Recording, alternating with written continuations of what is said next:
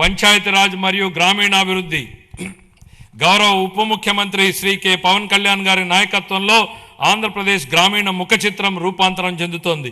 25-26 ఆర్థిక సంవత్సరంలో 3.44 లక్షల మంది ఎన్నికైన ప్రజాప్రతినిధులు మరియు కార్యనిర్వాహకులకు శిక్షణ ఇవ్వడం ద్వారా ఆంధ్రప్రదేశ్ దేశవ్యాప్తంగా ప్రథమ స్థానాన్ని సాధించింది. ఆగస్టు 15, 2019 నుండి 24-25 వరకు అమల్లో ఉన్న జల్ జీవన్ మిషన్ కింద గత ప్రభుత్వం మొత్తం 26,824 కోట్ల రూపాయల ప్రాజెక్టు వ్యయంలో కేంద్ర భాగస్వామ్యం లభించిన నిధుల్లో కేవలం 2,255 కోట్లను మాత్రమే వినియోగించింది. 23-24లో కేంద్రం నుండి అతి తక్కువ కేటాయింపులు వచ్చినప్పటికీ ఛత్తీస్గఢ్, జార్ఖండ్, గుజరాత్, ఒడిస్సా వంటి రాష్ట్రాలు ఆంధ్రప్రదేశ్ కంటే ఎక్కువగా ఖర్చు చేశాయి. మా ప్రభుత్వం ఈ పథకాన్ని పునరుద్ధరించేందుకు ముందడుగు వేసింది.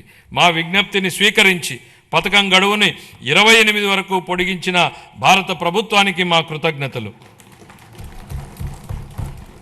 దీర్ఘకాలిక స్థిరత్వ సమస్యలను పరిష్కరించడంతో పాటు 100% కవరేజీని సాధించేందుకు ఉపరితల జల ఆధారిత మల్టీ విలేజ్ స్కీమ్స్ ద్వారా ఈ కార్యక్రమాన్ని పునర్వ్యవస్థీకరించాము.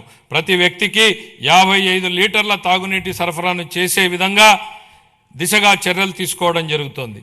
గ్రామీణ అనుసంధానతను బలోపేతం చేస్తూ 4,000 కిలోమీటర్లకు పైగా గ్రామీణ రహదారుల పనులు చేపట్టడం జరిగింది.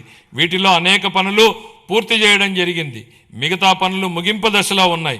దీని ద్వారా దూర ప్రాంతమైనటువంటి గ్రామాలలో మార్కెట్ ప్రాప్తి, ఆదాయ వృద్ధి మరియు ఆర్థిక స్థిరత్వం మెరుగుపడుతోంది.